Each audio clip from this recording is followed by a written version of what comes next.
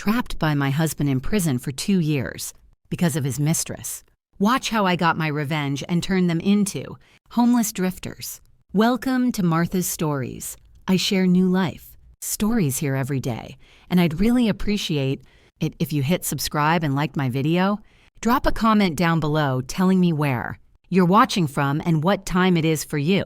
Right now, I read every single comment and it helps me to know I'm not alone in this. On the very day of my release, the cell walls were damp, smelling of a mixture of old concrete, dried sweat, and rotting hope. Yet, for Zariah, that wall was a giant calendar. With the tip of her thumbnail, rough and slightly chipped, she traced a small vertical line near the leg of her iron cot. The line was almost invisible if you didn't look closely, but for Zariah, it was a tiny sign of victory. 729 days. Tomorrow would be day 730, the day of her release. Zariah took a deep breath, filling her lungs with the stale air of the women's correctional facility. She sat cross-legged on the thin mattress that had been her home for the last 2 years. Before this, she slept in a king-sized bed with Egyptian cotton sheets in a luxurious villa in Silver Lake Estates, the most exclusive black neighborhood in the city. Before, she was the wife of Cyprian Mercer, an up-and-coming real estate mogul. Now she was just inmate number 304. The memory washed over her like an unstoppable tide. The flashes of the reporters' cameras at the courthouse, the condescending look of the judge, and there on the witness stand, Cyprian, sitting with a crisp white shirt impeccably rolled up, his face tilted in perfectly feigned sorrow. "I love my wife, Your Honor." Cyprian's voice had trembled then, a performance worthy of an Oscar. "But I cannot justify her actions. She pushed Azora out of jealousy. She killed our future child." Then there was Azora, Cyprian's personal assistant and mistress, sitting in a wheelchair, her pale face free of makeup, deliberately styled to look pitiful as she clutched her flat stomach. Crocodile tears rolled down her cheeks as she pointed a trembling finger at Zariah. "Mrs. Vance screamed that I was a whore. Then she pushed me down the stairs. I felt the blood flowing. Lies. It was all a lie." That day, Zariah had indeed gone to Cyprian's office to demand an explanation for the infidelity she had discovered, but she never touched Azora. It was Azora who had hysterically stepped back and slipped, or perhaps threw herself on purpose, down the emergency stairwell, which was covered by only one security camera. The footage from that camera strangely became corrupted during the crucial minutes, leaving only the image of Zariah at the top of the stairs with an enraged face. 2 years. A felony conviction for aggravated assault, resulting in the death of a fetus. When the judge's gavel struck, Zariah's world collapsed. She saw Cyprian hug Azora, comforting that viper. But in that embrace, Zariah caught a split second where Cyprian looked at her not with guilt, but with a cold, calculating gaze, the look of someone who had just eliminated the only obstacle to a multi-million-dollar inheritance. "Zariah, you daydreaming again," a raspy voice snapped, her out of her trance. It was Oilia, her cellmate, an older woman imprisoned for a pyramid scheme. Zariah turned with a neutral expression. During these 2 years, she had learned to shut off her emotions. Tears were a luxury she couldn't afford in this place. "Just counting, Oilia," Zariah replied quietly. "Tomorrow you walk free. If I were you, I'd be thanking the Lord until I had a bump on my forehead." Oilia laughed as she folded her inmate uniform. "But you're strange, Zari. You're too calm, like someone going grocery shopping, not someone walking out of hell." Zariah sketched a faint smile, a smile that didn't reach her eyes. "Because the real hell isn't here, Oilia. The real hell is out there waiting for me." Zariah stood up, smoothing her blanket. "And this time, I'll be the one holding the fire. 10 a.m. visitation hours." The sound of the correctional officer's heavy boots echoed down the block's hallway.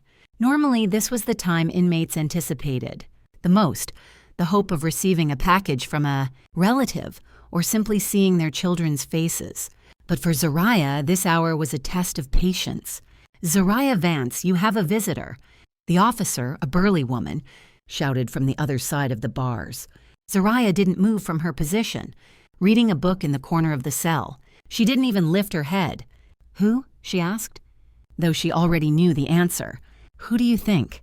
Your faithful husband and his young lady," the officer sneered. Despite her toughness, the woman felt a certain sympathy for Zariah.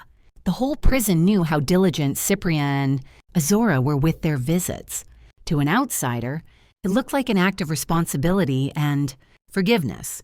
But the officers who often watched their interactions knew something didn't add up. "Tell them I'm sick or dead, whatever," Zariah replied coldly, turning the page of her book. "Zari," whispered Oilia, "it's the last month. Tomorrow you leave. Why not see them one last time? Maybe they brought some money." Zariah slammed the book shut. "I don't need their money, Oilia. Besides, they don't come to give. They come to take." The officer sighed. "Mrs. Vance, Mr. Mercer says it's urgent. He says it's about your late parents' assets that are going to be seized if you don't sign. Today, he's brought a notary." Zariah laughed, a dry cutting sound. "Tell the Honorable Mr. Mercer," Zariah said, staring intently at the officer, "that my hands are cramped. I haven't been able to hold a pen in 2 years because I've been too busy scrubbing inmates. Laundry. If my father's assets are seized, so be it. Let it all burn." The officer shook her head, surrendering. "You are incredibly stubborn. All right, I'll tell him you refuse to see them again." When the officer left, Zariah leaned her back against the cold wall. Her heart was pounding, not from fear, but from contained rage. Every month for 24 months, Cyprian and Azora had come. At first, they arrived with sweetness, bringing good food, pretending to want reconciliation. Cyprian claimed he was forced to press charges due to public pressure and Azora's family. But Zariah knew that a week after her imprisonment, Cyprian tried to liquidate a fixed-term deposit in Zariah's father's name worth $3 million. The bank refused because it needed Zariah's signature as the sole heir. From that moment on, their visits turned into psychological terror. Cyprian begged, then threatened. Azora cried, then mocked. They needed that signature. Cyprian's business empire, which looked magnificent, was actually rotting from the inside. His main capital had always come from fund, injections from Zariah's father. Without Zariah, Cyprian was nothing more than the captain of a sinking ship. "Just wait," Zariah whispered to the void. "You won't have my signature. You'll have me." In the air-conditioned visitation room, Cyprian Mercer loosened his tie abruptly. Cold. Sweat beaded on his temples.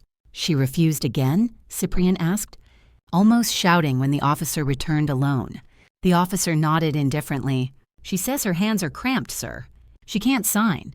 That crazy woman." Azora, sitting next to Cyprian, slammed her Hermes bag onto the table. "She's doing it on purpose. She knows the company audit starts tomorrow. If we can't liquidate her father's trust fund today to cover the hole in the balance sheet, we are finished." Cyprian massaged the bridge of his nose, which was throbbing. His face, usually handsome, now looked older than his 35 years. The last 2 years had been a logistical nightmare for him. He thought getting rid of Zariah would make things easier. Zariah was a homebody, submissive, or so he believed. He thought throwing her in prison would break her spirit, making her sign anything in exchange for early release or better conditions. But the Zariah in prison had turned into a rock. She refused sentence reductions, refused privileges, and worst of all, refused to yield power over the assets of her father, Reginald Vance. Even though Cyprian already controlled the operations of his father-in-law's company without legal ownership of the shares, he couldn't leverage the vital assets to get new loans. "Calm down, Azora. Don't shout here," Cyprian hissed. "You asked me to calm down? Are you kidding me?"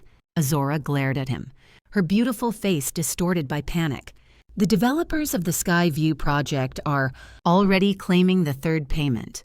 If we don't pay next week, the project halts and the media will smell the carrion, Cyprian. And remember, tomorrow she walks free." Those words hung in the air like poison.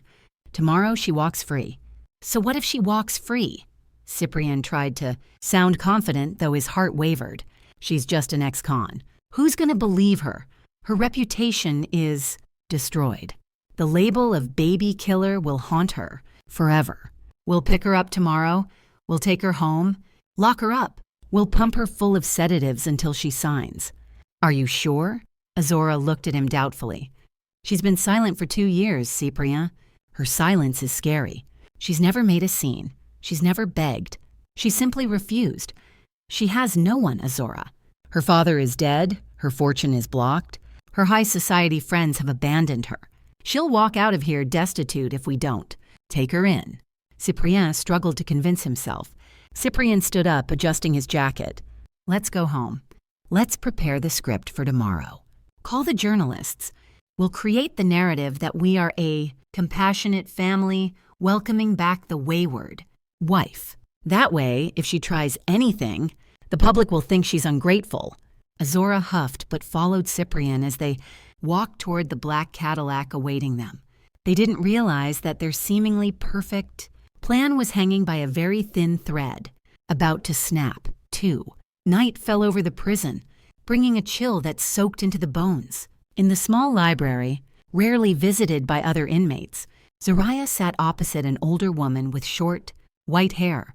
It was Octavia Graves, a famous former attorney imprisoned 5 years ago, used as a scapegoat in a corruption case involving a high-ranking official.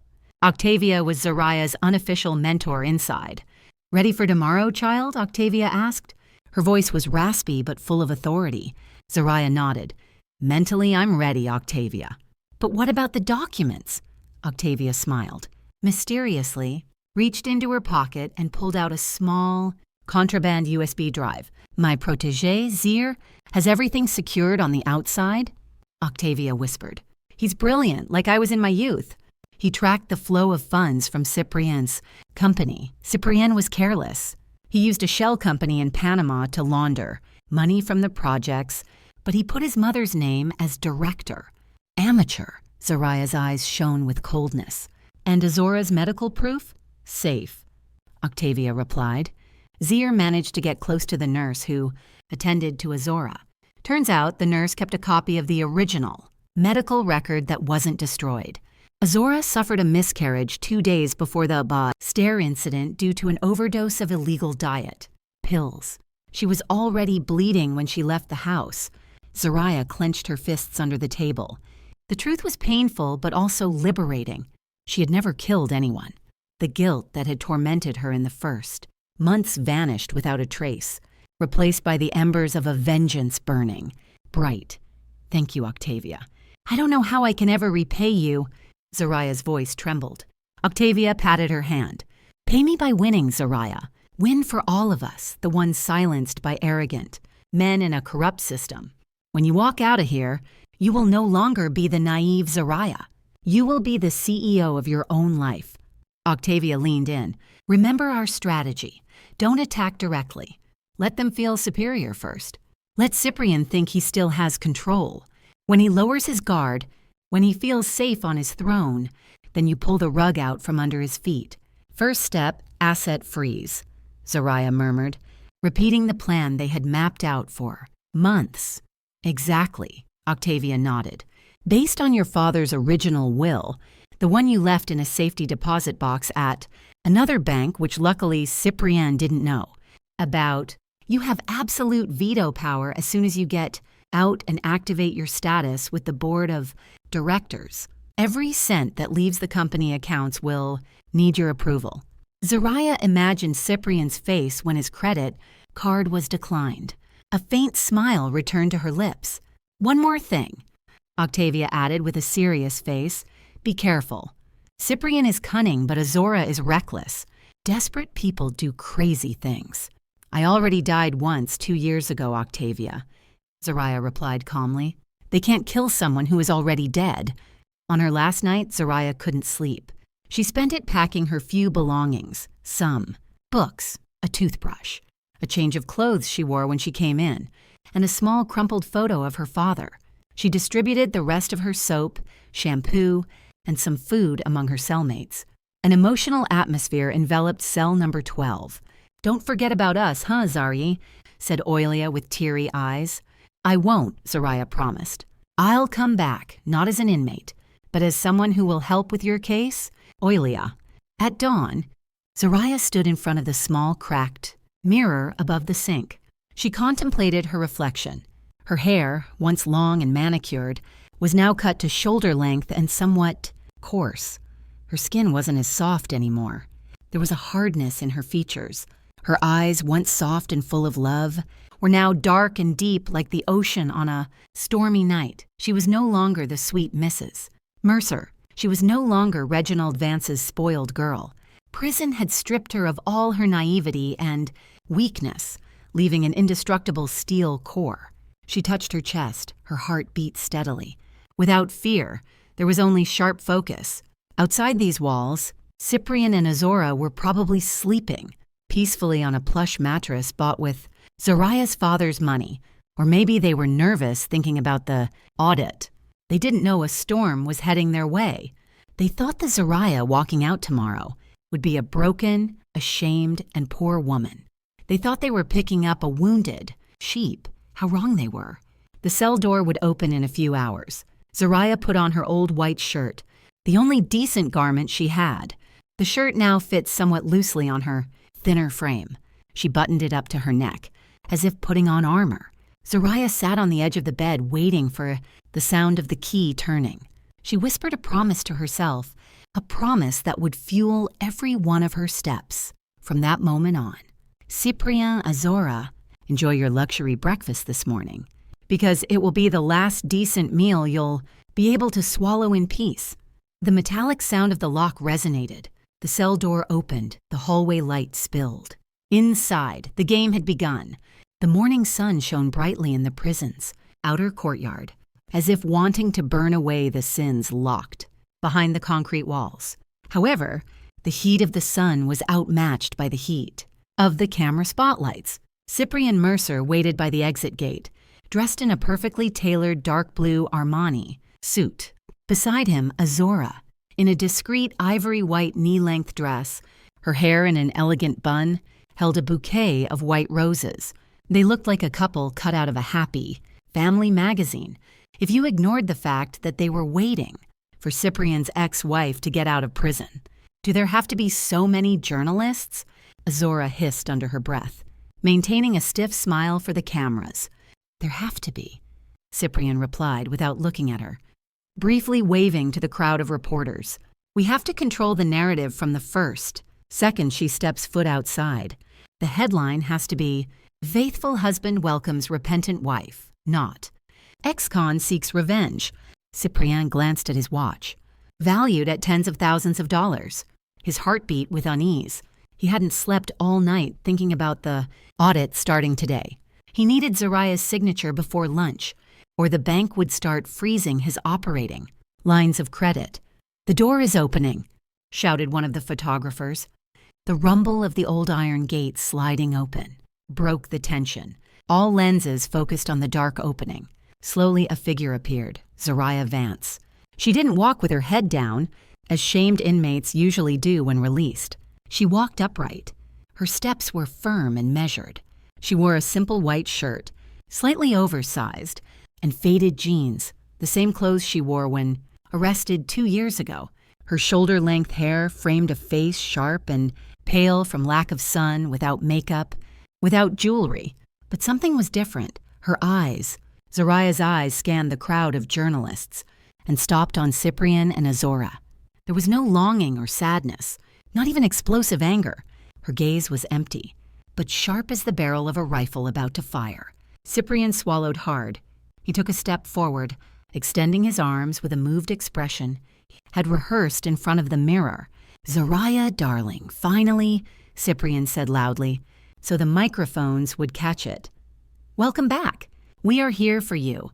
Azora stepped forward behind Cyprian, offering the flowers with a trembling hand. Sis, we've prepared your room at home. Let's start over. Okay? The cameras flashed frantically, capturing the moment of reconciliation. Zoraya stopped 2 steps away from them. She looked at the white roses as if looking at a dead rat. Then she looked at Cyprian. The corner of her lips lifted slightly, forming a crooked, chilling smile. She said nothing. She simply took a step to the side, walking right past Cyprian as if he were a lamp. post on her path. "Zariah!" Cyprian hissed, his voice turning sharp as he realized she was ignoring him. He grabbed her arm. "Don't make a scene. Get in the car now." The grip was strong, painful, but Zariah didn't flinch. She looked at Cyprian's hand on her arm, then at his eyes. "Let go of me," Zariah said quietly. Her voice was raspy from disuse, but her coldness soaked right down to Cyprian's bones. "Or I scream in front of all these cameras that you are hurting me." Cyprian, surprised, let go of her arm by reflex. Zariah resumed her march, leaving Cyprian and Azora standing there with ridiculous expressions and empty hands in the middle of a crowd of journalists who began to whisper in confusion. "Where is she going? She has no one," Azora said, panic setting in. Her voice started to rise, breaking the image of the elegant woman she had built. Zariah kept walking toward the main road. Cyprian tried to follow her, but his steps were halted by the smooth roar of an engine approaching. A gleaming black Rolls-Royce Phantom pushed its way through the journalists. The car was ostentatiously luxurious, a stark contrast to the dust of the street in front of the prison. Its license plate wasn't just any plate, it indicated its owner had access and power. The car stopped right in front of Zariah. A uniformed chauffeur got out quickly to open the rear door for her. But it wasn't the chauffeur that left Cyprian slack-jawed. What froze him was the figure of a young man in an impeccable suit who stepped out of the passenger side and bowed respectfully to Zariah. Zaire Knox, the young Harvard-educated attorney famous for winning impossible cases against giant corporations. Cyprian had tried to hire Zaire for his legal team last year but was flatly rejected. What was Zaire doing here for Zariah? "Good morning, Mrs. Vance," Zaire greeted with a clear, respectful voice. "Following Miss Graves' instructions. Everything is ready." Zariah nodded briefly. "Let's go, Zaire," before getting into the luxury vehicle. She turned one last time. She saw Cyprian, with his face flushed red with anger and embarrassment, and Azora staring in disbelief. Zariah didn't wave. She simply got into the car and the door closed, with a solid, muffled thud separating her world from theirs. The luxury car drove away, kicking up a cloud of dust that hit Cyprian's face. "Mr. Mercer, Mr. Mercer." The journalists now surrounded Cyprian like sharks smelling blood. "Who picked up Mrs. Vance? Whose car is that? Is there a third person? Is the reconciliation canceled?" "No." "Comment," barked Cyprian, losing control. He shoved a microphone away and pulled Azora's hand roughly. "Let's go inside." Inside his own luxury car, which now felt cramped and hot, Cyprian punched the steering wheel. "Who was the bastard who picked her up?" Shouted. "It's Zaire Knox, Cyprian." Azora's voice trembled with fear. "The expensive lawyer." "Where did Zariah get the money to hire him? Her accounts are empty. We checked. I don't know." Cyprian started the engine abruptly. "But wherever she goes, we have to find her. I need that signature today." Meanwhile, in the silent, cool Rolls-Royce, Zariah reclined her head on the soft leather seat. The scent of expensive leather and sandalwood air freshener replaced the rancid smell of the prison. "Where to, ma'am?"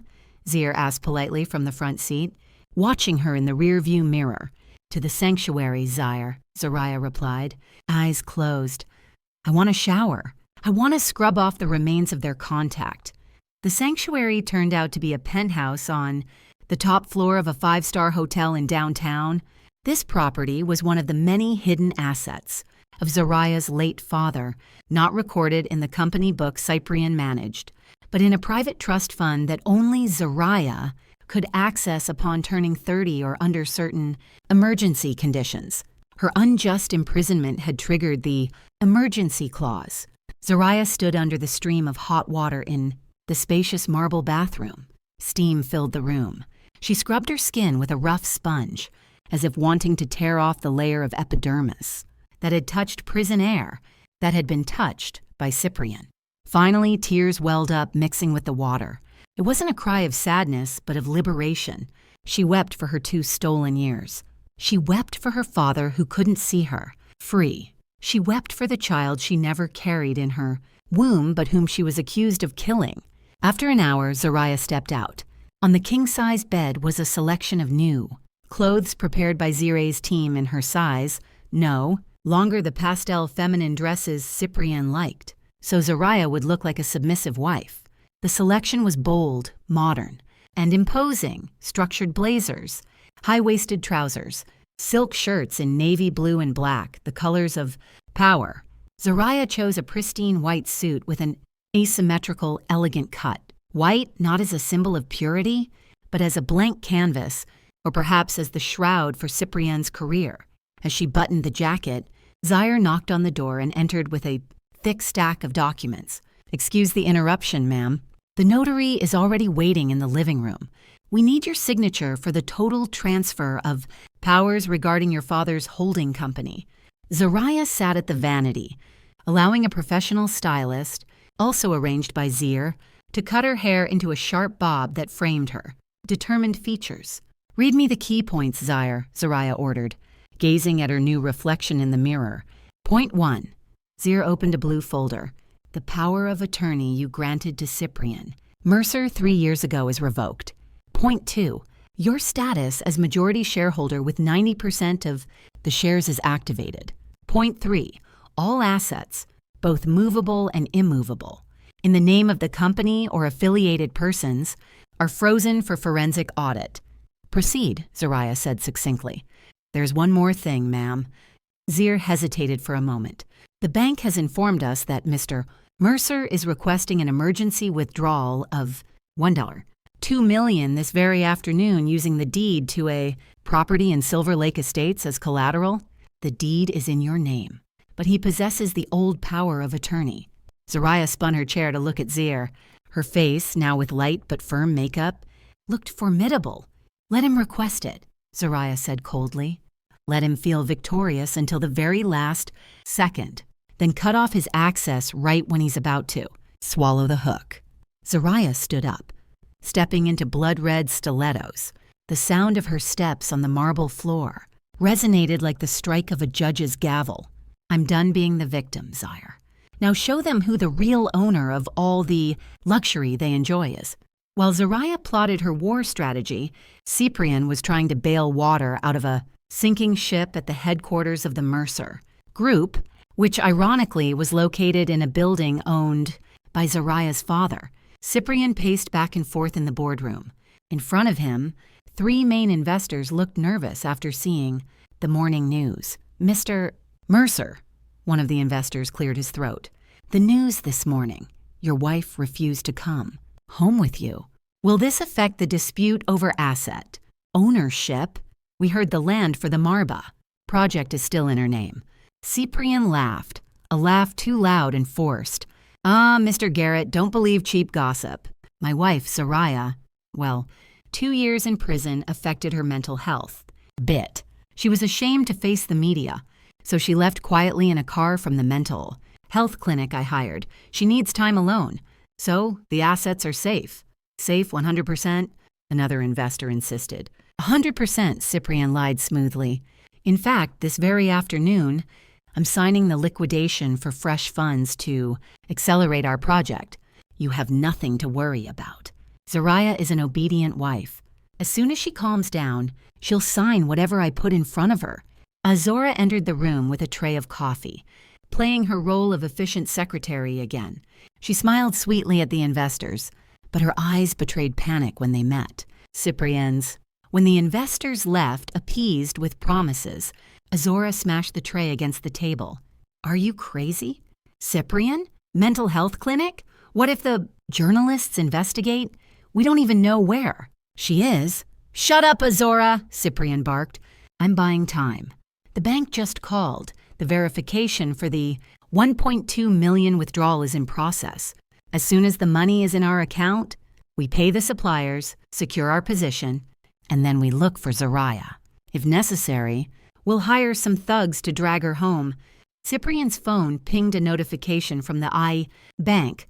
Verification process in final phase. Cyprian sighed in relief. "See, the old power of attorney still works. Zariah is a fool. She didn't go straight to a notary upon leaving. She must be crying in some corner.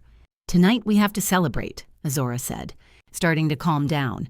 To relax our nerves and to prove to the public we aren't worried. Let's dine at the Gilded Oak. Invite some friends from the club. Good idea. Cyprian nodded, adjusting his tie. His confidence was slowly returning. He felt he still had control. He had always beaten weak Zariah. Why would this time be different? They didn't realize that, across town, a courier was delivering a priority legal notice to that bank's headquarters, a notice with the letterhead of the law firm Knox & Associates, attaching a notarial deed signed just 5 minutes. Ago. The Gilded Oak restaurant buzzed that night. With the city's elite, crystal chandeliers shone warmly. Soft jazz floated in the atmosphere. Cyprian and Azora were seated at the best table. In the center of the room, Azora wore a new evening gown she had bought that same afternoon with the company credit card. Of course, they were surrounded by 2 other couples, business partners they were trying to convince. So, it's true Zariah has mental problems? Asked Mrs. Sterling, a socialite fond of gossip. Azora put on a face of feigned sadness. Yes, darling, it's a shame. This morning, she didn't even recognize Cyprian. She was hallucinating. The doctor says she needs intensive treatment. We are very worried. You are saints, praised Mrs. Sterling's husband, continuing to care for the woman who tried to kill your child. Cyprian smiled humbly, raising his wine glass. Family is family, sir. I could never abandon Zariah. Let's toast to a better future. Glasses clinked. Cyprian felt victorious. The narrative had been controlled. The money would arrive tomorrow morning. Life was returning to normal. Excuse me, sir. A waiter approached with a card machine in hand to charge for an extra bottle of Dom Perignon and the dinner bill. Cyprian pulled out his black platinum corporate card with a casual air. The card was linked directly to the main company account with an unlimited limit. Go ahead, Cyprian said, without looking at the bill. The waiter inserted the card, waited a moment, then frowned. He tried again. I'm sorry, sir. The card has been declined, the waiter whispered politely. Laughter at the table ceased. Cyprian's face flushed red. Impossible!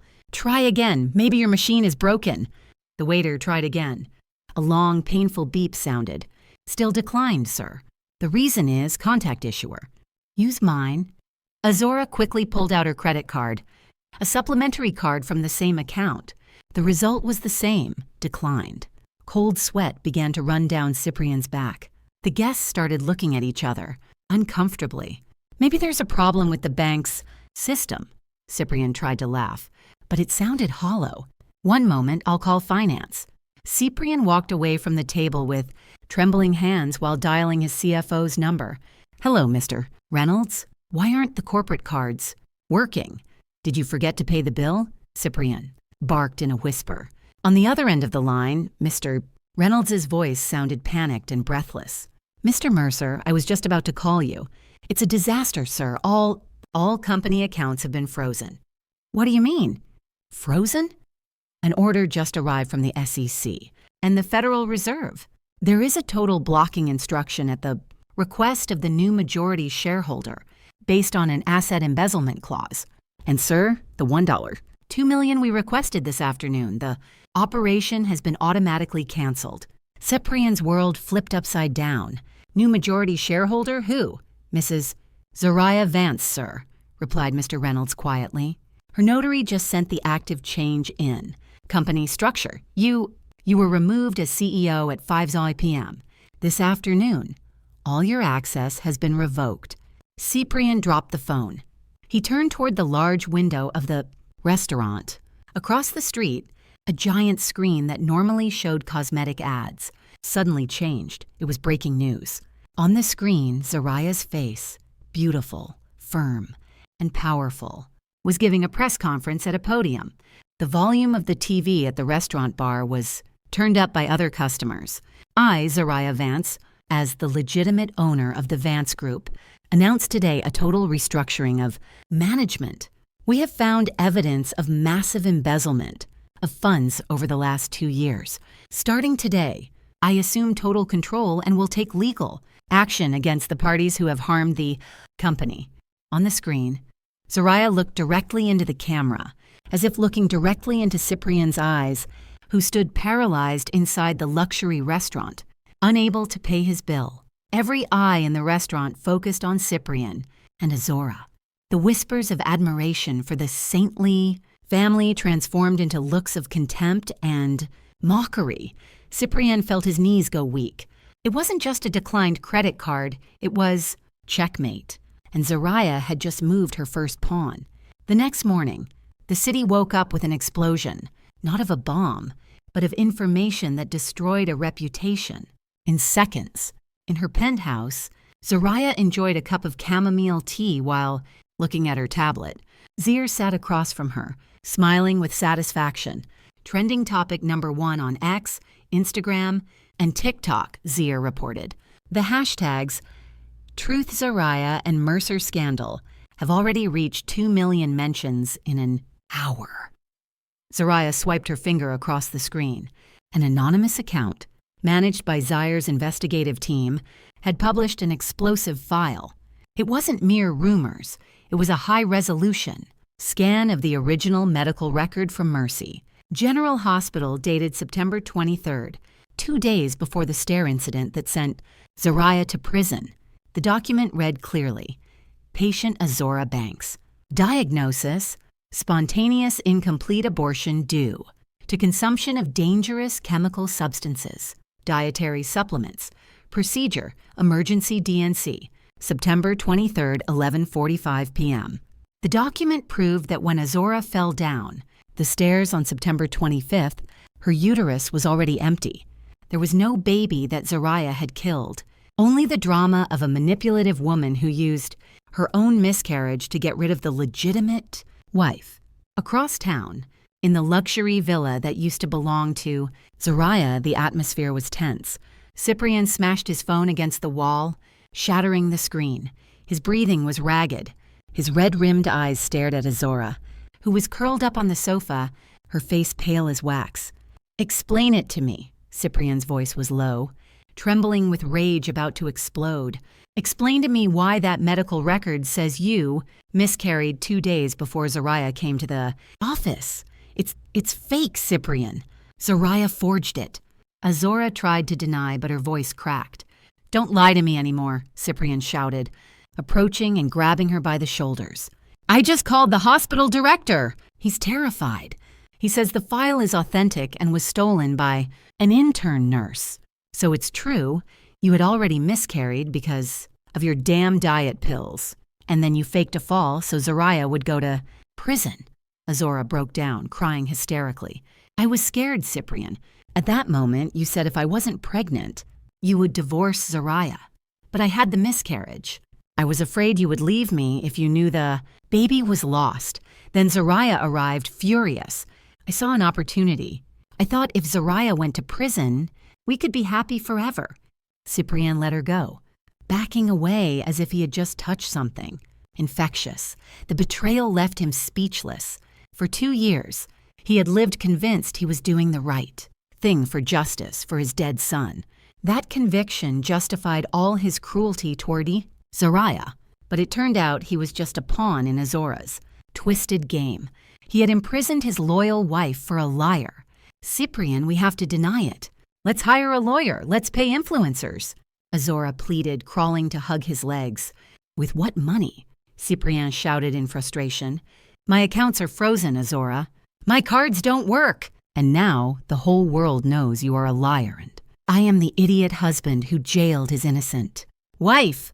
The insistent ringing of the doorbell interrupted their argument. It wasn't a guest's ring, but a long, demanding one. Cyprian looked at the security monitor. In front of the high gate of the house were 2 police cars, a moving truck, and in the middle of it all, the figure that froze his blood, Zoraya, had come. The automatic gate opened, not because Cyprian pressed the button, but because Zoraya's team had hacked the security system. Zoraya walked into the garden of her childhood, home. The modern colonial-style house with its majestic white pillars looked the same, but the vibe was different. The grass was too perfect. There were tacky new statues in the garden, undoubtedly Azora's taste. Behind Zoraya walked Zaire, 4 police officers, and 2 court officials. The main door opened abruptly. Cyprian came out with a distraught face, followed by Azora, who was still sobbing. "What the hell is this, Zoraya?" Cyprian shouted, trying to maintain the remains of his authority. In front of the police. "You can't just walk in like this. This is still my house." Zoraya stopped on the first step of the porch. She looked at Cyprian from a lower position, but somehow Cyprian felt tiny. "Your house?" Zoraya asked quietly. She turned to Zaire. "Zaire, please read property certificate number 405 and the deed of donation from the year 2018. Zaire opened his leather folder. "The land and building are registered in the name of Zoraya Vance. Absolute donation from Mr. Reginald Vance. There is no marital property clause, as it was acquired before the marriage, and has separate property status. Based on this morning's provisional court order, the legitimate owner requests immediate eviction from the property as the current occupants have no residency. Permission." Cyprian's face turned ashen. "But I'm your husband. It's our house." "Soon-to-be ex-husband," Zoraya corrected coldly. "And I correct you, Cyprian, it's my house. You've just been a guest who stayed too long and started stealing the silverware." Zoraya signaled the officials. "Take their things out. Only clothes and personal items. All furniture, paintings, electronics, and jewelry purchased with company money stay. Here for the audit." "You can't do this," Azora screamed. She tried to lunge at Zoraya, but a female police officer stopped her firmly. "I am the lady of this house." Zoraya looked at Azora with a gaze that froze. Blood. "You are no lady, Azora. You are just a parasite that attached itself to the wrong host," Zoraya said. "You have 30 minutes to pack your bags, or I'll have my men throw them in the street." "Zoraya." Cyprian looked at her, searching for some trace of the sweet woman he once knew, the woman who always made his coffee in the morning, who massaged his feet when he was tired. That woman was dead. "Zoraya." Cyprian's voice softened. His last attempt at manipulation. "We can talk about this calmly inside, not in front of the police. Zeri, I know I was wrong, but Azora deceived me with the pregnancy. I am a victim too, Zeri." Zoraya laughed, a short, empty laugh. "Victim?" Zoraya took a step forward, bringing her face close to Cyprian's. "You aren't a victim, Cyprian. You are a greedy man who preferred to believe his mistress over the wife who stood by your side. For 10 years, you aren't sorry Azora lied. You are sorry you got caught." She turned around, giving them her back. "You have 25 minutes left. For every minute you delay, one of your suitcases gets burned." Cyprian and Azura had no choice. Under police supervision, they ran to their bedroom, stuffing clothes into suitcases in a panic. Cyprian tried to grab his Rolex from a drawer, but an official stopped him. "Sorry, sir. It's registered as a company asset from last year. Confiscated." Half an hour later, Cyprian and Azura were on the sidewalk outside. The gate. 2 large suitcases and several handbags lay at their feet. The gate closed slowly in front of them. Neighbors started coming out to witness the drama whispering. Cyprian Mercer, the successful CEO, was now on the street like an elite vagrant. From the master bedroom window on the 2nd floor, Zoraya watched them. She didn't feel happy, she just felt clean. The house could finally breathe again. The next day, the battlefield moved to Vance Tower, a 40-story skyscraper in the financial district. At 9:00 a.m., the main boardroom on the top floor was full, with the board of directors and minority shareholders. The atmosphere was tense. The coffee served remained untouched. The double doors opened. Zoraya Vance entered, flanked by Zaire and Octavia Graves, who was now on parole and had joined as Zoraya's chief legal advisor. Zoraya wore a jet black suit. Her bob cut was perfectly styled. She walked to the chair at the head of the table, the chair Cyprian had occupied for 2 years. She sat down, resting her hands on the marble table. "Good morning," she greeted. Her voice was calm, but it commanded the room. "Apologies for the chaos of the last 2 days. We are here to take out the trash." Suddenly, the room door was forced open. Cyprian burst in, dodging security trying to stop him. He was still wearing the wrinkled suit from the day before. "I am still the legitimate CEO of this company," Cyprien shouted breathlessly. "This meeting is invalid without my presence. I built this company for the last 2 years while she was in prison." "Built?" Zoraya arched an eyebrow. She pressed a button on the projector remote. A graph appeared on the giant screen, a red line, plummeting. "During your 2 years of leadership, Cyprien," Zoraya began her presentation as if Cyprien were an incompetent intern. "Net profits fell 40%, short-term debt increased 200%. And most interestingly," Zoraya pressed another button. A list of suspicious transactions appeared. There was a flow of funds of $1 million to a pet company called Lux Interiors LLC, a shell company owned by Azora Banks. "What is this for?" "Interior consulting." "Services," Zoraya read with a mocking tone. "What interior design costs $1 million?" "Remodeling hell?" the shareholders murmured. Uneasily, Cyprien's face paled. He knew those funds. It was the money he had used to buy Azora an apartment and a luxury car without it being traced as a personal asset. It was a business diversification strategy. Cyprien tried to excuse himself, but his voice was weak. "It's embezzlement, Cyprien." Octavia cut him off abruptly. "Title 18 U.S. Code, and since you did it in the exercise of your office, the penalty is aggravated." Zoraya stood up. "As holder of 90% of the voting shares, I exercise my right. The only item on the agenda is the dismissal of Cyprien Mercer as CEO with dishonorable character, and the filing of a lawsuit for damages for all company losses." "Agreed," exclaimed one of the oldest board members, who had long hated Cyprien's arrogant leadership style. "Agreed," the others chorused. Cyprien stood paralyzed in the middle of the room. He looked around, searching for an ally, but the people who used to flatter him, who laughed with him while playing golf, now looked away. In the business world, there are no eternal friends, only interests, and Cyprien no longer had any value. "Security," Zoraya called calmly. "Please escort Mr. Mercer out and make sure he takes nothing but the remains of his dignity, if he has any left." 2 burly security guards grabbed Cyprien's arms. He resisted weakly, his gaze fixed on Zoraya. "You are cruel, Zari," Cyprien whispered. "I learned from the best," Zoraya replied without blinking. The door closed. Cyprien was expelled from his own kingdom. Inside, Zoraya sat back down. "All right, gentlemen. Let's talk about how we are going to save this ship," Zoraya said, opening a new chapter for her father's company. Room 204 of the Crossroad Motel was small.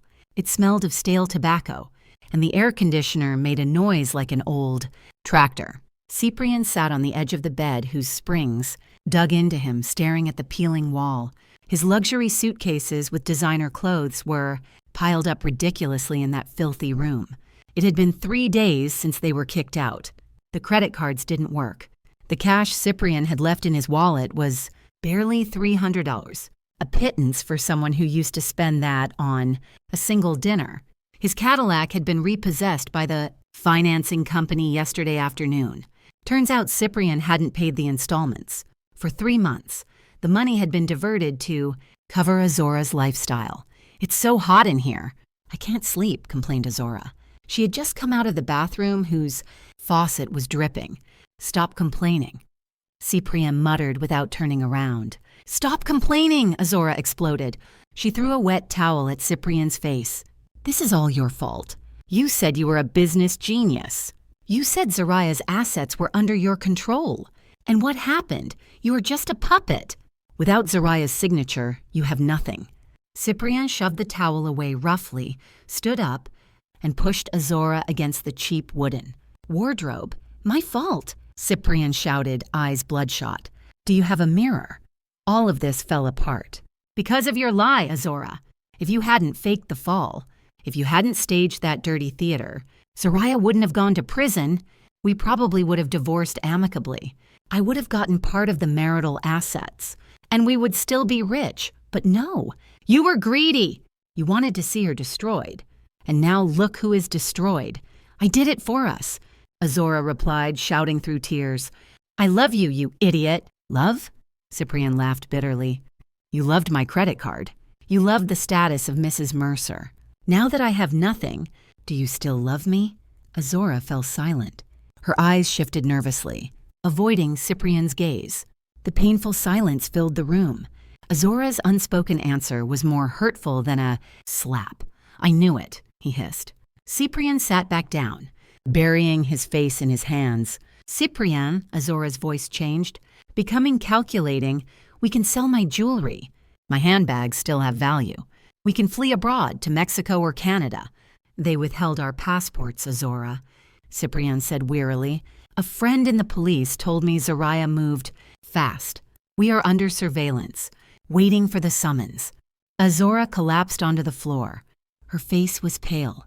The image of jail, the place she laughed at when visiting Zoraya, now tormented her. She imagined a narrow cell, rancid food, and a cold floor. I don't want to go to jail, Cyprian, she sobbed. Do something. Call Zoraya. Ask for forgiveness. She loved you. She was a fool in love. Surely there is a way. She is no longer a fool, Cyprian replied, staring blankly out the barred window. She is a monster that we created ourselves. The sound of a police siren was heard in the distance. To both of them, it sounded like a funeral bell approaching. The offices of Knox and Associates were a hive of activity. Stacks of documents piled up on the conference table. Zoraya signed the last sheet of a 2-inch thick file. Here it is, said Zier, closing the red folder. The request for review of the sentence before the Supreme Court. The new evidence is very solid, the original medical record, the testimony of the nurse who finally decided to speak out for fear of being implicated, and the missing security camera footage of which the former head of security kept a copy. Octavia added, sipping her coffee. Yes, Zoraya had located the head of security. Turns out Cyprian fired him without severance a week after the incident. Resentful, the man kept a copy of the hard drive as life insurance. In the footage, it was clearly seen Zoraya and Azora were 6 feet apart. Azora looked at the camera and then deliberately let herself fall with the technique of an amateur stuntman. With this evidence, Zier continued, your conviction will be annulled. The state must restore your good name and history will record that you were never guilty.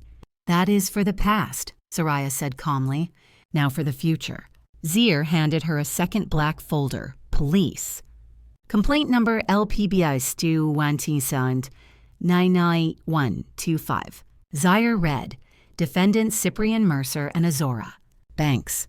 Charges, perjury, false accusation, falsification of annual accounts, and money laundering. Accumulated penalty? Zoraya asked. For Cyprian, with embezzlement and laundering, it could reach 15 years, Octavia replied. For Azora, as the mastermind of the plot that sent an innocent person to prison, the judges will be very severe, maybe between 7 and 9 years. Zoraya looked at her signature on this letterhead paper. The black ink was still fresh. Once she signed the marriage license with a hand, trembling with happiness. Now she signed the death sentence for her ex-husband's life with a steady hand. Send it, Zoraya ordered. Now? Zier asked. Now, Zoraya replied. I want them to receive it while eating instant noodles in that filthy motel. I want them to choke on reality. Zier nodded and handed the file to his assistant to take to the precinct.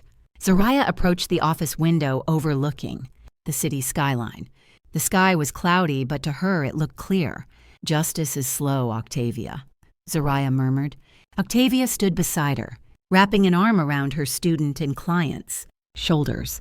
It is slow, child, but it has a very cruel sense of humor when it arrives. It hits where it hurts the most.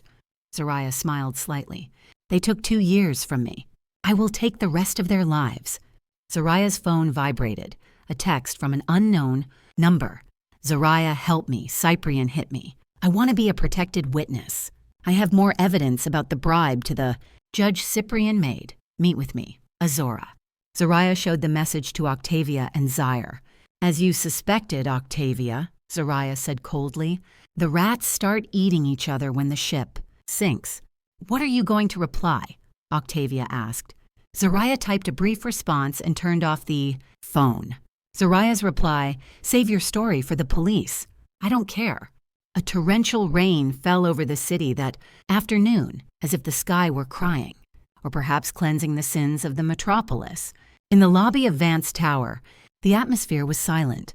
Despite it being rush hour, employees who normally hurried now walked slowly. Their gazes were pinned on a spot in the middle of the grand marble lobby. There, on his knees, was a man they once feared and respected, Cyprian Mercer. With his shirt misbuttoned and hair disheveled, he was kneeling on the floor.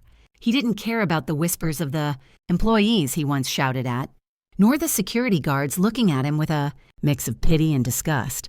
His gaze was only fixed on the VIP elevator door, which had just opened. Zoraya walked out. The sound of her stilettos resonated, clack, clack, clack, rhythmic as the ticking of a death clock. She wore a black trench coat, elegant and untouchable. Beside her, Zir was alert, but Zoraya raised a hand, indicating for him to stay back. Cyprian dragged himself on his knees toward her. "Zoraya!" Cyprian's voice was hoarse, broken by held-back crying. "Zoraya, help me! They are looking for me. The police are outside." Zoraya stopped 6 feet from Cyprian. She looked at her ex-husband not with anger, but with the look of a scientist observing a dying insect. "Stand up, Cyprian," Zoraya said with a flat voice. "You are in the way. Forgive me, Zeri. I was wrong. I was stupid. That woman bewitched me. Azora planned everything. She forced me to bribe the judge. She forged the evidence. I still love you, Zoraya. Remember our 10 years of marriage? Remember when we started from scratch?" Cyprian prostrated himself, his forehead touching the cold marble. Zoraya laughed softly, a cold and piercing laugh. "Started from scratch?" she repeated. "Correction, Cyprian. I started from scratch. You were just the handsome passenger. And about love, you don't love me. You miss my credit card. You miss the power of my signature. You miss the security I gave you. No, I swear to God. Don't bring God into this." Zoraya cut him off abruptly. She crouched down a bit so her eyes were level with Cyprian's red ones. 2 years ago, when I knelt at your feet begging you to believe. Me when I said I hadn't pushed Azora, what did you do? Did you push me away? Did you spit in my face and let the police drag me out? Cyprian remained silent. His body trembled. Violently, the memory hit him. "Now," Zoraya whispered, "you are feeling 1-1, Orwath of my despair back then. Enjoy it. It's my parting gift." Zoraya stood up and addressed the head of security. "Mr. Garcia, please clean up this trash and allow the police. Officers outside to enter." "Zoraya, no, Zoraya!" Cyprian tried to grab her leg, but 2 guards held him firmly. From the revolving door of the lobby, 4 uniformed police officers entered with handcuffs in hand. "Cyprian Mercer," a police officer said firmly, "you are under arrest for alleged crimes of money laundering, embezzlement, and perjury." Click. The sound of the handcuffs closing. Zoraya didn't turn back. She walked toward her car, waiting for her, leaving Cyprian behind as he was dragged out, accompanied by the flashes of journalist cameras, waiting at the door. The interrogation room at the precinct was cold and smelled of stale coffee. On one side of the metal table, Azora Banks sat with trembling hands, holding a plastic cup. Her face, usually radiant, was now dull. Her eyes were puffy. Opposite her, a seasoned detective stared at her while Zaire, present as the lawyer for the complainant, watched from behind a one-way mirror in the adjoining room. "Ms. Banks," said the detective, "the medical proof is conclusive. You faked a pregnancy and a miscarriage to send Mrs. Vance to prison. The penalty is 7 years, but you could get a reduction if you cooperate to uncover a bigger case." Azora swallowed hard. She knew it was her only way out. Cyprian was finished. It made no sense to be loyal to a sinking ship. "What guarantee do I have?" "Detective?" she asked quietly. "We will propose you as a cooperating witness to the DA. Your sentence will be reduced. We need proof of Cyprian's involvement in bribing the judge at the trial 2 years ago." Azora took a deep breath and rummaged through her purse, which had been confiscated, but she was allowed to access its contents. She pulled out a small pink USB drive. "Cyprian thinks he's so smart," Azora said, her voice starting to sound bitter and vengeful. "He deleted all chats and emails. But he forgot something. I handled the transfers. I always made backups of everything as insurance for my future." The detective took the drive and plugged it into a laptop. The screen showed a series of cryptocurrency, transfers and phone call recordings. Cyprian's voice recording. "Listen, the judge needs another $100K for the sentence to be the maximum. Take it from the company marketing funds. Zoraya has to be in jail for at least 2 years to give me time to transfer the Silver Lake land." Azora's voice recording. "But that's risky." "Baby." Cyprian's voice. "Just do it. Or do you want us to end up poor? As soon as she enters the cell, we'll be the king and queen behind the mirror." Zoraya, who had just entered, stood paralyzed. She suspected Cyprian was evil, but hearing her ex-husband directly plan her destruction with such coldness was still painful. "Bastard," Zier hissed beside her. In the interrogation room, Azora continued her betrayal. "And it's not just that, detective," Azora added, eyes shining with malice. "Cyprian also ordered someone to cut the brakes on Zoraya's former lawyer's car so he couldn't attend the first appeal hearing. I have the chats with the thug he hired." The detective was stunned. The case was expanding from domestic fraud to organized crime and attempted murder. "Enough," said the detective, closing the laptop. "This is enough for Cyprian to rot in jail for life." Azora smiled in relief, thinking she had saved herself. "Thank you for your cooperation, Miss Banks," the detective said coldly. "Your status is now officially that of detained and charged. We will submit your request for cooperation, but remember you remain the mastermind of the fake miscarriage. Do not expect to walk free," sentenced the detective. Azora's smile faded. But I helped. Helping uncover another crime doesn't erase yours," the detective replied. "Take her to holding." As they led Azora out, she crossed paths with Cyprian, who was being led to the room next door. Their gazes met. There was no love, only the pure hatred of two predators devouring each other. 3 months later, at the Superior Court, the room was packed. The case had become the trial of the year. Society, outraged by the injustice suffered by Zoraya, filled the surroundings of the courthouse with signs of support. Zoraya sat in the front row. She seemed calm, dressed completely in white. Beside her, Octavia squeezed her hand tightly. The presiding judge, not the same one as before.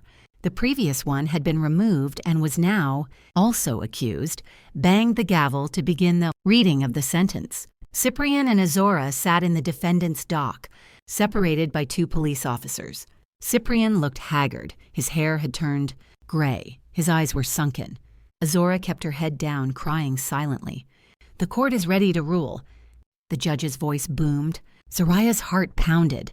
The moment of truth. The defendant, Cyprian Mercer, is found guilty of the crimes of bribery, money laundering, and fraud causing harm to third parties. The judge took a deep breath. "The defendant is sentenced to 15 years, prison and a fine of $3 million. The room erupted in murmurs. Cyprian slumped in his chair as if his spine had been ripped out. 15 years. He would come out at 50, without money, without family, an old ex-con. "And the defendant, Azora Banks," continued the judge. Azora looked up, hoping her status as a collaborator would help her. "Guilty of the crimes of perjury and false accusation resulting in the deprivation of liberty of a person. Although the defendant has acted as a cooperating witness, considering her active role and malicious intent, as the initiator of the deception, the defendant is sentenced to 6 years in prison." Azora screamed hysterically. "No, it's not fair. It was Cyprian who forced me. 6 years." "Get her out of here," ordered the judge. Cyprian didn't scream. He only turned to look for Zoraya in the crowd. Zoraya didn't look away. She looked him directly in the eyes and nodded. Slowly. Period. A final full stop. As they took Cyprian through a side door, he saw Zoraya standing, surrounded by camera flashes, smiling for real for the first time in 3 years. Cyprian realized it was the last time he would see the sunlight of freedom. A year later, Zariah stood on a large plot of land on the outskirts of the city. Behind her, a new, pleasant, and modern building had just been finished. A sign at the entrance read, "The Zariah Vance Foundation, Center for Legal Aid and Women's Empowerment." "It is beautiful, ma'am," said Zaire, standing beside her. Zaire was no longer just her lawyer, but also the director of operations for the foundation. "This is just the beginning, Zaire," Zariah replied, smiling. "This building will be the home for voiceless women like me, silenced by the system and their partners." Zariah had sold the Mercer Group. She wanted nothing to do with a real estate business full of bad memories of Cyprien. With the money from the sale, plus Cyprien's assets the state returned to her, as compensation, she built the foundation and invested in green technologies, a quieter sector. The name Zariah Vance was now known as that of a philanthropist and activist, not as Cyprien's ex-wife or a victim. She had rewritten her own identity. That afternoon, Zariah went to the cemetery. She placed a bouquet of lilies on her father's grave. "Dad," Zariah whispered, caressing the headstone. "It's all over. Your fortune has returned and is being used for good. Our name is clean." A soft breeze blew, rustling the leaves of the trees. Zariah felt peace. The vengeance that once burned in her chest had extinguished, replaced by a broad, serene relief. She no longer lived to destroy Cyprien. She lived for herself. Her phone rang, a calendar reminder. Monthly visit. Zariah smirked. There was one last thing she had to do to close. The Loop Perfectly, State Correctional Facility. The atmosphere in the visitation room was noisy, but to Zariah it felt silent. She sat on a cold metal chair, separated by thick glass and bars, a familiar position, but now the roles were reversed. The door opposite opened. Cyprien entered, escorted by an officer. His appearance was pitiful. He had only been in prison for a year, but he looked 10 years older. His head was shaved to the scalp due to lice.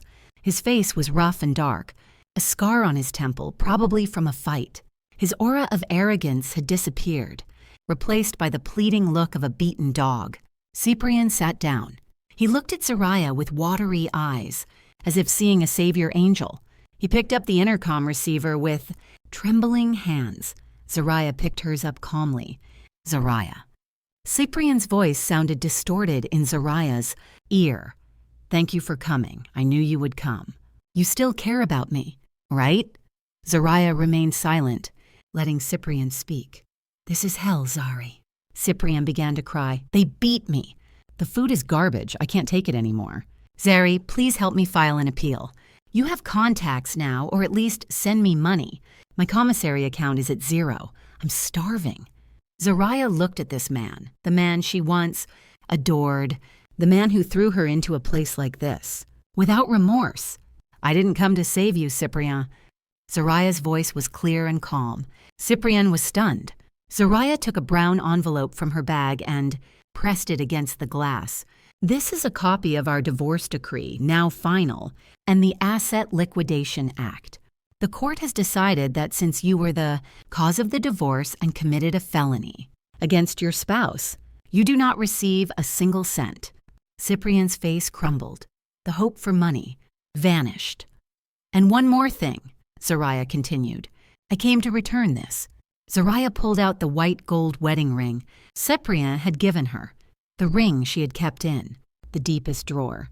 "The officer will give it to you later," Zariah said. "Sell it. Maybe it will give you enough to buy tobacco and noodles for a month at the commissary."